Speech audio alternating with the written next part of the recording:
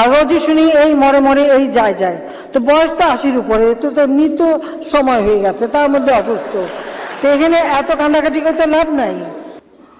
সেদিন প্রতিজ্ঞা করেছিলাম যে ওই ক্যান্টনমেন্টে বসবাস করতে হবে না, যেদিন সবাই বাইর করে দেব।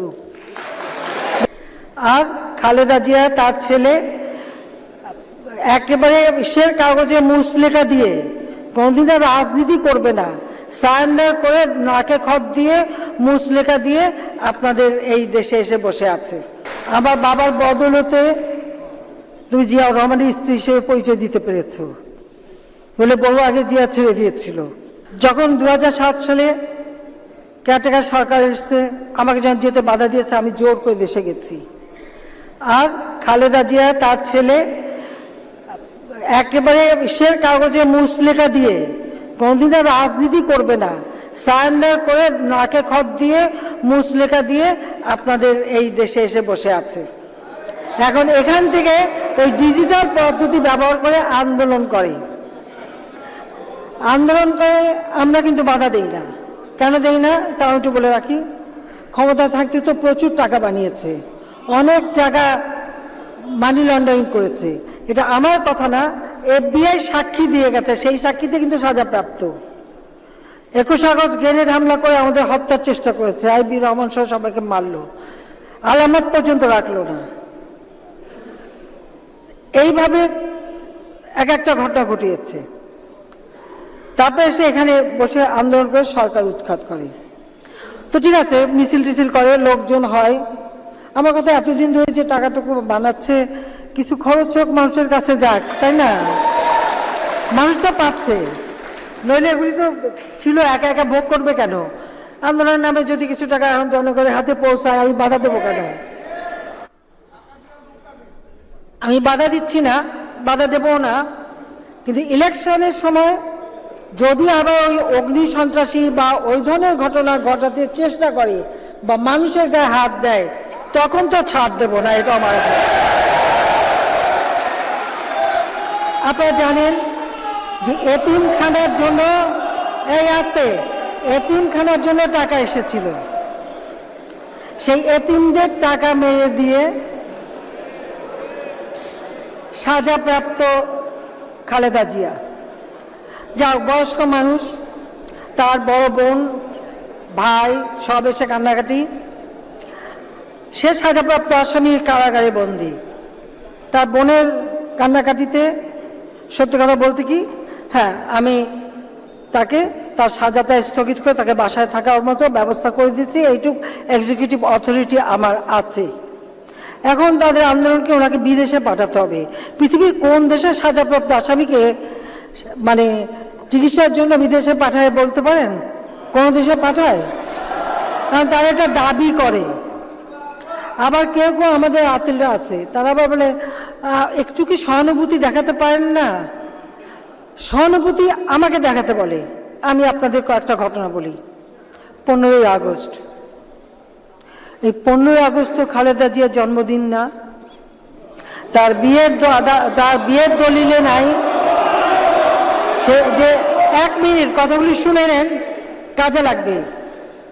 সে যে ম্যাট্রিক পরীক্ষা দিয়েছিল, সেখানেও 15ই আগস্ট লেখা নাই। তার বাবা প্রধানমন্ত্রী হওয়ার পরে যে ইন্টারভিউ দিয়েছিল একটা পত্রিকায়, সেখানেও 15ই আগস্ট লেখা নাই। 15ই আগস্ট কোন দিন? যেদিন আমার বাবা মা, আমার ছোট ভাই, সবাইকে হত্যা করেছে, যে দিনটা আমাদের হৃদয়ে রক্তক্ষরণ হয়, যে দিনটার কষ্টটা।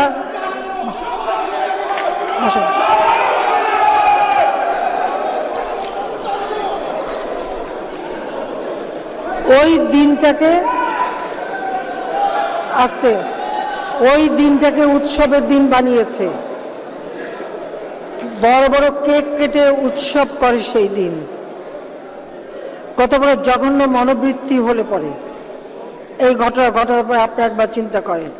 সেই ভুয়া জন্মদিন বানিয়েছে। শুধু তাই না, 15ই আগস্টের খুনি জিয়াউর রহমান যেমন তাদেরকে ইন্ডেমনিটি দিয়েছে, খালেদা জিয়া তাদেরকে ভোট চুর করে পার্লামেন্টে বিরোধী দলে বসিয়েছে। খুনি হুদা রশিদকে, আর খুনি খায়রুজ্জামান 3রা নভেম্বর হত্যাকাণ্ডে, যে জাতীয় 4 নেতা হত্যাকাণ্ড, সেই হত্যার মামলার রায়ের ঘোষণা হয়েছে, সেই সময় ওই খায়রুজ্জামানকে খালেদা জিয়া প্রমোশন দেয় এবং অ্যাম্বাসেডর করে বিদেশে পাঠায়। খুনি পাশা মারা গেছে, মৃত পাশাকে প্রমোশন দিয়ে তার পরিবারকে সমস্ত অর্থ বরাদ্দ দেয়। তো খুনিদেরকে সেইভাবে সে পেট্রোনাইজ করে। তাছাড়া 21 আগস্ট 2004 যখন গ্রেনেড হামলা করা হলো, আবির রহমান সহ আমাদের 22 জন নেতাকর্মী আর 700 প্রায় 25 জনের মতো আমাদের নেতাকর্মী আহত। এই যে ওবায়দুল কাদের থেকে শুরু করে সবাই সেখানে ওই গ্রেনেডের হামলায় সবারই শরীরে কিন্তু স্প্লিন্টার। তাদের চিকিৎসার ব্যবস্থা, আর এখন তো অনেকেই ভুক্তভুক্তি মারাও গেছে, আরও মারা গেছে। তো সেই কেসের কোনো আলামত রাখতে দেয়নি। যে গ্রেনেডটা 13টা গ্রেনেড ছুঁড়েছিল, যেটা ফুটে নেয়, সেটাকে যে অফিসারটা আলামত রাখতে গেছে তাকে চাকরি থেকে বের করে দিয়েছে। যখন প্রশ্ন উঠলো আমরা পার্লামেন্টে, আমাদের অনেক পার্লামেন্ট মেম্বার তখন আহত, আমাদেরকে কথা বলতে দেয়নি। পার্লামেন্টে নিন্দা প্রস্তাব আনতে বলেছে, সেটা আনতে দেয়নি।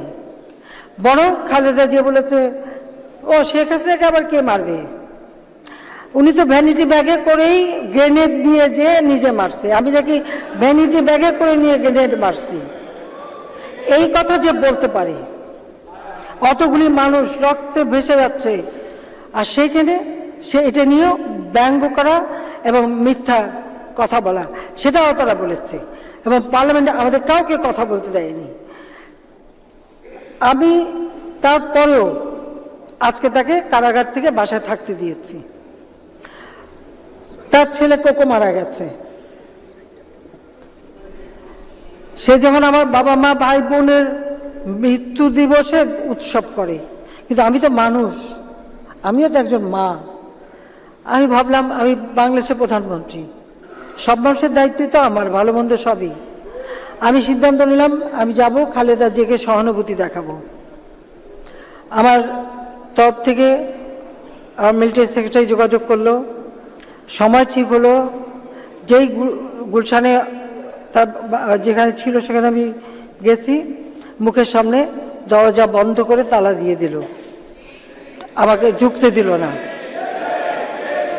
কত বড় অপমান আপনারা চিন্তা করেন। আজকে অন্য কোনো প্রধানমন্ত্রী হলে সেখানে কি করতো আপনারা চিন্তা করেন। সেখানে আমাকে ঢুকতে দিল না, শুধু আমি বললাম যে আজকে আমাকে ঢুকতে দাও না। যখন জিয়া রহমান ঘরে তুলতে চায়নি, প্রতিদিন তো আমাদের বাসায় যেয়ে কান্নাকাটি করতাম। আমার বাবার বদৌলতে তুমি জিয়া রহমানের স্ত্রী হিসেবে পরিচয় দিতে পেরেছ বলে বড় আগে জিয়া ছেড়ে দিয়েছিল। জিয়ার আবার নতুন গার্লফ্রেন্ডও ছিল, তাকেও সরিয়ে দেওয়া হয়েছিল এবং তার সংসারটা রক্ষা করে দিয়েছিল আমার বাবা। তখন তো মোড়া আমাদের বাসায় যে মোড়া পেতে বসে থাকতো, আর সেখানে আমাকে ঢুকতে দিয়ে না দিয়ে কত বড় অপমান করেছে। আমি কিচ্ছু বলিনি, আমার ঠিক আছে, আমার বলার কিছু নাই। আমরা দেখতে পাচ্ছি ভিতরে তাদের সব নেতা গেটে তালা, কিচ্ছু করার নেই তাদের। জাতির পিতার কন্যা হিসেবে নিরাপত্তার একটা আইন করা হয়েছিল। সেই আইনে বলে রিহানাকে ধানমন্ডি 6 নম্বর রোডে ছোট্ট একটা প্লট, একটা বাড়ি দেওয়া হয়েছিল।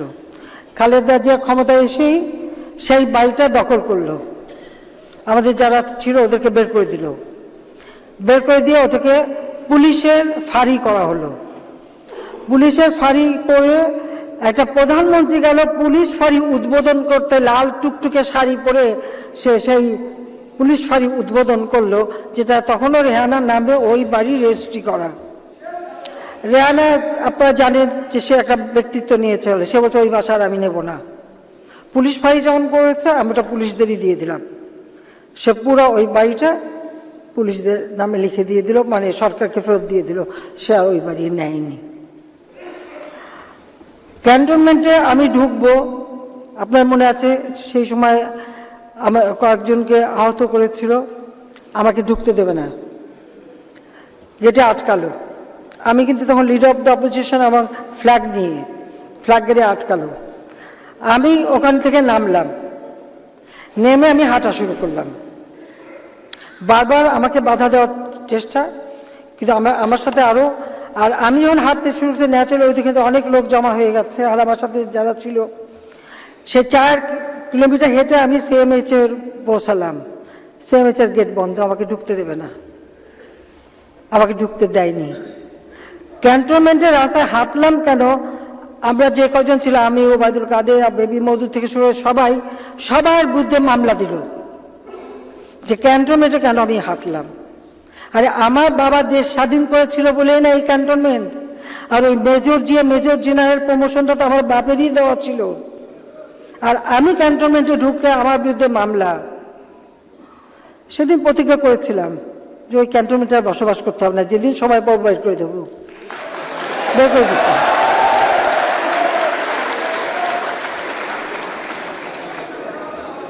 প্রত্যেকটা ক্ষেত্রে এইভাবে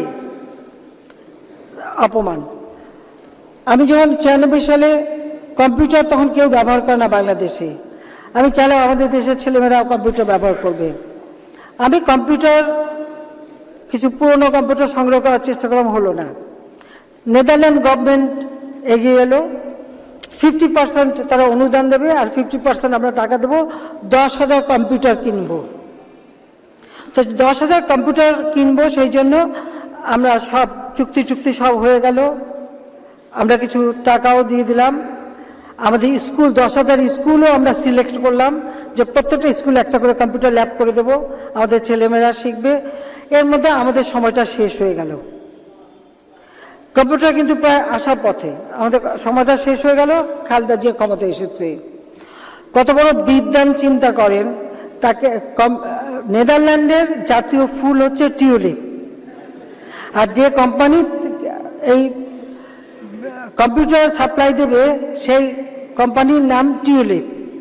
তো খালেদা জিয়াকে বুঝিয়েছে যে টিউলিপ হলো শেখ রেহানার মেয়ের নাম, এটা শেখ রেহানার কোম্পানি, কাজে এই কম্পিউটার নেওয়া যাবে না। আপনারা কি বিশ্বাস করতে পারেন, সেটা সে বাতিল করে দিল। বাতিল করার পর সেই কোম্পানি বাংলাদেশের বিরুদ্ধে মামলা করলো, 62 কোটি টাকা। আমার 10,000 কম্পিউটার তো গেলই, যা দাম দিয়েছিলাম তা তো গেলই, এবং ওই মামলায় বাংলাদেশের 62 কোটি টাকা উল্টো খেসারত দিতে হলো, শুধুমাত্র ওই একটা নামের জন্য, তাও একটা ফুলের নাম। তো এই হলো তাদের জ্ঞানের বহর। তো এইখানেই তারপরে আজকে চিকিৎসার জন্য সাহায্য চাই। আমাদের সেনাপ্রধান ছিলেন মোস্তাফিজুর রহমান, তিনি অসুস্থ। CMH আজকে যে উন্নতি চায় এটা তারই হাতে করা। খালেদা জিয়া ক্ষমতা এসে তাকে যে আমরা প্রমোশনটা দিয়েছিলাম জেনারেল হিসেবে, আগের প্রমোশনটা বাতিল করলো, এবং তাকে তার চিকিৎসার জন্য CMH কখনো যেতে দেয়নি। তার বিরুদ্ধে মামলা দিল, যে বড় মসজিদ করা হয়েছে, কি করা হয়েছে, ওটার জন্য মামলা। স্ট্রেচারে করে তাকে কোর্টে নিয়ে হাজির করাতো। সে একজন সাবেক সেনাপ্রধান, মুক্তিযোদ্ধা, আহত মুক্তিযোদ্ধা, তার সাথে এই ব্যবহার করেছে। আমাদের বিমান বাহিনী প্রধান জামাল উদ্দিন সাহেব, যে বিমান বাহিনীর প্রধান, তার একটা আলাদা সম্মান, তাকেও যে প্রমোশন দিতে সেটাও বাতিল করলো।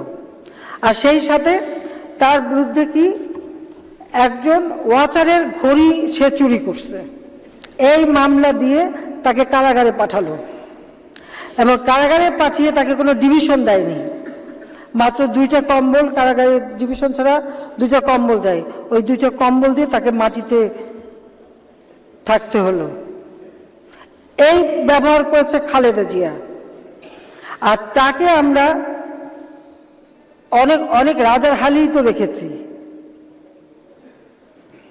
এখন সে এবারকে বাংলাদেশের সব থেকে বেশি দামি যে হাসপাতাল, সেখানে চিকিৎসা নিচ্ছে। আর রোজই শুনি এই মরে এই যায়। তো বয়স তো 80-র উপরে, তো মৃত সময় হয়ে গেছে, তার মধ্যে অসুস্থ। তো এখানে এত কান্নাকাটি করতে লাভ নাই। আমি বলেছি ঠিক আছে, তার যদি পাঠাতে হয় বিদেশে, তাহলে তার কোর্টের পারমিশন লাগবে। কোর্টে পারমিশন করতে হলে কি করতে হবে, আমি যে আমার এক্সিকিউটিভ পাওয়ারে তার সাজাটাকে যে স্থগিত করেছে ওটাকে আমাকে প্রত্যাহার করতে হবে। প্রত্যাহার করলে তাকে আবার জেলে ফেরত যেতে হবে। জেলে যে তাকে কোর্টে হাজিরা দিয়ে কোর্টের কাছে পারমিশন নিয়ে, কোর্ট পারমিশন দিলে তখন সে বাইরে যেতে পারবে। এখানে কোনো আমার এক্সিকিউটিভ অথরিটি নাই যে কোর্টে দেওয়া রায়ের বিরুদ্ধে তাকে আমরা পাঠাতে পারি। কিন্তু এটাকেই ইস্যু করে তারা খুব মানে আন্দোলন আর সংগ্রামের ব্যবস্থা। আরে মায়ের প্রতি যদি এত দরদি থাকতো তো ছেলে তো অন্তত একবার দেখতে যেত। তা তো যায় না, তা তো যায় না। তাহলে বিষয়টা কি, বিষয়টা কি সেটাই তো দেখতে হবে।